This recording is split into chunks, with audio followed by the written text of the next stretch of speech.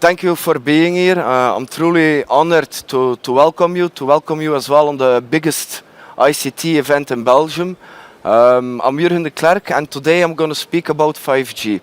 I'm a 5G expert at Proximus with two main KPIs. The first one I do is I deliver the use cases, because at Proximus we believe that the use case and the network goes hand in hand.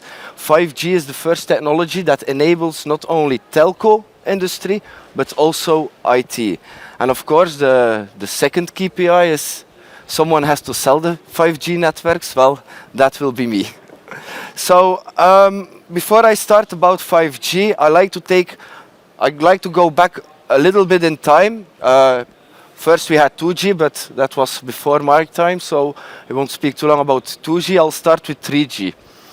And the thing you remember from 3G, when you talk about 3G, you say it's data.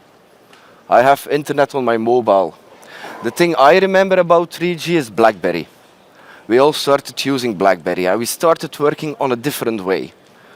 First, the CEO had a BlackBerry to do his emails, and then our kids had a BlackBerry to start doing Facebook. And along the way, there was a brilliant man called Steve Jobs who came with his iPhone, the iPhone 3GS, and he built apps. But to connect those apps with the internet, we needed a new technology. And there was 4G. And if I ask my peers what's the difference between 3G and 4G, they always tell me, Jurgen, it's a very simple question. It's speed. Well, I can tell you, I had a conversation with the CIO of a financial institution, and that man told me, well, Jurgen, 4G is the technology that made close all my bank offices. I used to have a bank office on every corner of the street. Well, I replaced them with a mobile application. That's what's 4G to me. And that's the way how Proximus next looks to what is 5G. Because 5G is the technology that will enable your business. And if we look to the specs comparing 3G, 4G, then we indeed is the same story again. It is faster internet. It is an enhanced mobile broadband. Today we have download speeds from 1 gigabits a second. But a very important one is the latency. It's an ultra reliable and low latency network. Today we're on 10 milliseconds. We go to 7, we'll go to 4, and with the next releases, Ericsson and Nokia has promised me they'll go sub-millisecond. So this means all communication will be instant. Another capability is the massive connectivity. With 5G, we will be able to connect 1 million devices per square kilometer. So for us as an operator, this is a very good opportunity, because if we can connect 1 million, we will connect 1 million. And then the last one, that's network slicing. And normally I'm starting to speak very enthusiastic about network slicing, but I'll wait a bit because I have a really big thing to announce to you today. So you all know Proximus as a public operator. What is a public operator? A public operator has a public core in our data center, which are connected with 4,500 antennas. We provide the spectrum. I'm proud to tell you that Proximus has the most spectrum from all operators, so we can give you the best network like we've been doing since years. And those three elements together brings a network. You, as an end user, you can use our network by using your own SIM card. What's the opposite of a public operator? Well, it's written very big. It's a private operator. And that's what we'll bring to you today. And there are three different private networks. And the first one I'm going to introduce to you is a network in a box. A network in a box you have to see as a wireless, as an extension of your LAN network, where we put the private core on site, on premise, at your enterprise. That private core we will connect with private antennas. This means all data you make at your site stays local. You don't need me anymore. You have your own radio network. You can do it for your current applications, but mainly for your new applications. And I'm going to show you in a minute some new applications with one of our customers. A second possibility is a local breakout. And a local breakout is where we combine a private core with the public infrastructure.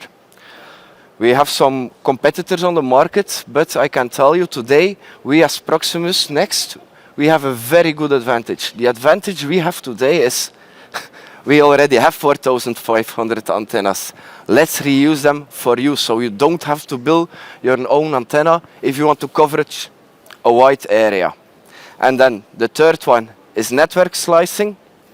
And normally I explain what network slicing is, but today I can show you a concrete movie of a product manager who actually tested network slicing.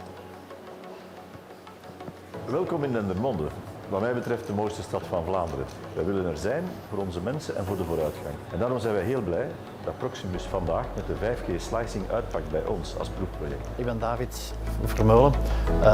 Ik ben hier vandaag in Dendermonde op het event Wintermonde, waar we als Proximus een project hebben samen met onze partner EventPay. Slicing is een 5G-concept dat ons toelaat om meerdere virtuele netwerken te creëren op éénzelfde infrastructuur. Specifiek voor EventPay hebben we ervoor gekozen om een payment slice op te zetten met een gegarandeerde capaciteit die enkel toegankelijk is voor de toestellen van EventPay. Dankzij de slice kan de dienst gegarandeerd worden. Slices kunnen opgezet worden tijdelijk of permanent, lokaal of landelijk, met of zonder SLA, maar steeds met als grote voordeel dat er geen investering nodig is van de klant in hardware of software, omdat we voor slicing het publieke mobiele netwerk gebruiken en waar we samenwerken met Nokia en Ericsson. Mijn naam is Klaas de Proost van het bedrijf EventPay. We leveren cashless betaaloplossingen voor evenementen. Connectiviteit en cashless gaan voor ons hand in hand. Wij zijn op zoek naar een betrouwbare oplossing, omdat wij in het verleden nogal eens geconfronteerd zijn met verzadigde 4G-netwerken en wij moeten steeds op zoek naar backup-oplossingen zoals wifi-netwerken die we dan moeten lokaal komen bouwen.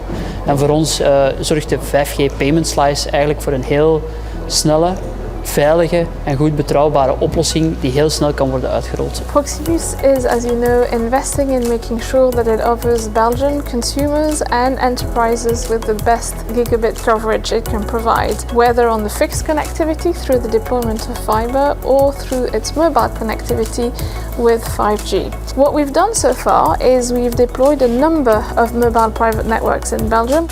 As you're well aware, Proximus's next objective is to make sure that we are able to advise our customers as to what technology they should be using for which business outcome. We are very proud that Proximus Next today already enables such a number of B2B business cases, such as the one that you've seen in Wintermonde, and hopefully there'll be many more to come.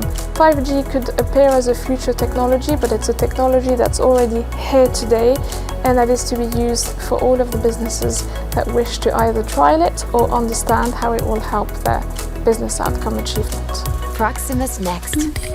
Think possible.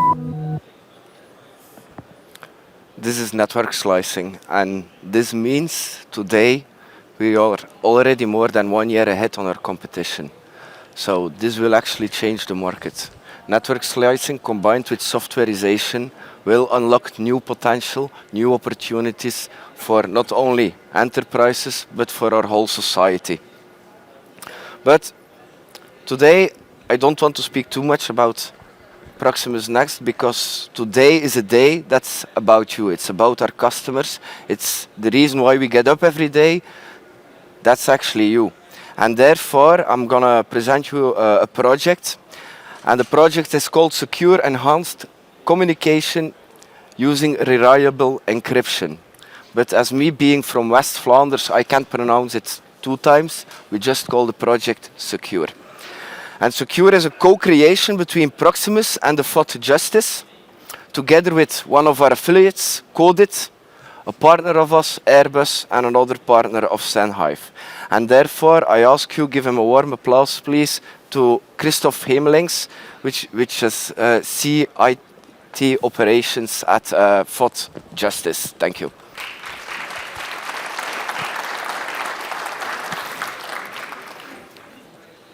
Christophe, welcome. Hello, Jurgen. Thank Hello. you for being with us today. Can you shortly introduce yourself to our enterprises and tell them what you do and what your challenges are today? Yeah, I'm the former CIO of the Prison Department in Justice, and I'm the COO, the Chief Operation Officer of the whole of Ministry of Justice. My digital baby is the digitalization of the life of inmates. That's my professional heart, my professional love. Welcome, and I assume this brings a lot of challenges for you. So, what are the main challenges you have today? The main challenges, that's when I speak about prisons. This is a closed environment, a secure environment.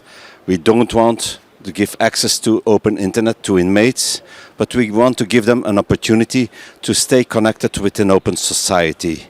So we always say we want to open the gates, but in the right direction. Yeah, we want it open in a digital way, not all the gates open for sure.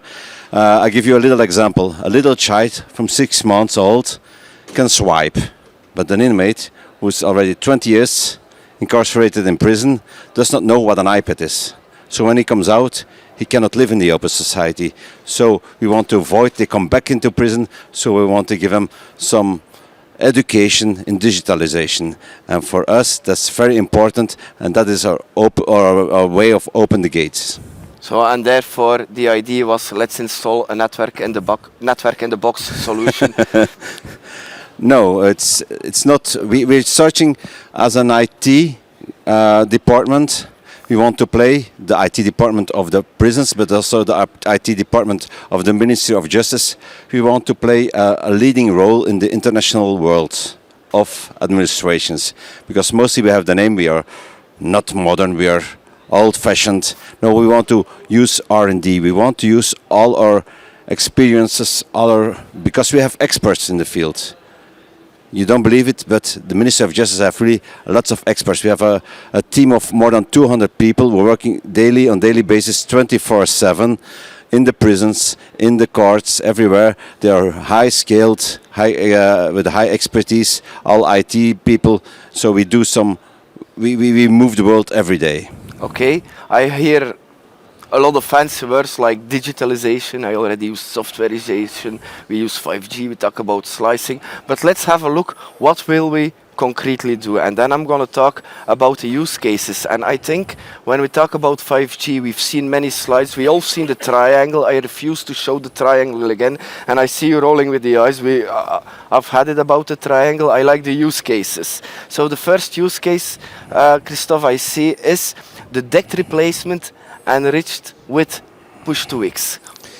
Yeah, the guards in prison, yeah, mostly they have DECTs or walkie-talkies, depending which prison. Yeah, so this means with the meaning of communication, yeah, but also giving alerts, giving alarms, give information to the center. We call it the center or the bunker. Yeah, the CIP, Controle en Interventiepost, the control unit. Yeah. So people now walk around with the old land phones, with the old DECTs, the old systems, and mostly we have problems with reliability, with networking, with accessibility. So we're working together. We're going to work together with you, Jurgen, on a new way of thinking, a new way of working, an totally other way of thinking. So concrete, we will build private core with the antennas. On the private core, we will connect the PABX, and we have our first use case, DECT replacement. There's one, if you ask to me what's 5G, I'm gonna give you a famous film quote. It's one to rule them all, because it's the first technology we're gonna skip thanks to 5G is DECT. Then a second one, when I used to talk about 5G 2 years ago, and I asked to my customers, what are your use cases? The first use case, and I can't see them anymore, but the first use case they always come with were drones. So when I talked to Christophe, the first use case he brought to me were drones, but we don't like it. We don't like drones. You don't like it. No. Mostly in my private world and with my son, I like drones. But in our daily job, we hate drones. Yeah, drones are a danger, always. You don't know what they're carrying. Weapons, drugs, you never know what. We don't want the drones. We don't want something to enter the prison or the secure environment without knowing what is entering our environment. So we want to avoid that they're entering. The second aspect is you never know that these drones can carry some infrastructure that can attack your network. Spyware, no matter what, they can land on your data center or your local data center, but I don't like to say it, but from time to time we have some local infrastructure, not on the most modern way. We're working on it, but drones are always a danger for us. So together with Proximus and Sennheiser, which is our partner, with that private core we can connect an anti-drone radar system. So the anti-drone, for you as an enterprise, that it won't bring in any weapons or drugs, but it can bring in any spyware. So therefore we're gonna have a check with them how to keep those drones out. Then the third one, and that's a very ambitious one, and I'm really proud on our partner, and she's here, I'll thank her again, Irina from Ericsson. 5G geolocalization. It's another big thing next to slicing. Why you need the geolocalization? I'll give you one example, then it's directly very clear for everybody. When there's an attack on a guard, he can push to make the alert, but when you don't know where he is, what do you do? Yeah, he can be in the back of the prison, he can be in the front of the prison, can be on the second level, can be on the lowest level. When you don't know where the alert is given, you cannot give an interception, you cannot make an intervention to this place. So we need a geolocalization of the guards with their reliable cell phone or no matter what, our mobile device. Yeah, so we need this geolocalization in case of danger and alerts. Herefore, Proximus Next will build a digital twin together with Codit. So the prison will have the opportunity to see all their guards in real time. This means we have replaced DACT. Today we are replacing Bluetooth beacons and other software and other solutions. We tried with Wi-Fi geolocalization. Today we're gonna do it with 5G. And to be honest, it was one of the first use cases who came in mind of Christophe as well. It shocked me a bit, but the more I was thinking on it, and I was talking with it with a prof from VUB Brussels, who it's a criminology prof, and that one I actually started liking. Connectivity for inmates, Christophe. Yeah, like I said before, when you want to give the people who are in prison, most of them, more than 90%, comes out of prison after a couple of years, after a couple of months. You must adapt them, you must prepare them to the open society. So we want to give them all the tools for education, to have a driver's license, to search for a house, to search for a job. Yeah, when you don't give this possibility, one day they come out of the prison without anything. They just, and I can assure you, in a couple of weeks they're back. Yeah, it's not we don't like the people, but we don't want to get them back in prison. The prisons are already full. There's an overpopulation.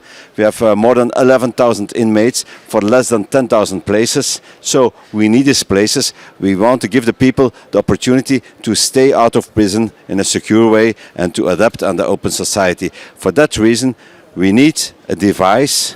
We have already devices, but they're all cabled. Yeah? This is a not cabled device. It's an on-distance learning without cables. For us, it's very, very important that we can achieve this. Christophe, I thank you. We're going to start with one prison, and I assume when I hear you talking, we're going to end up with 35? I'm not the minister, but I hope so. Thank you very much, Christophe, for being with us today. Thank you. Proximus Next. Think possible.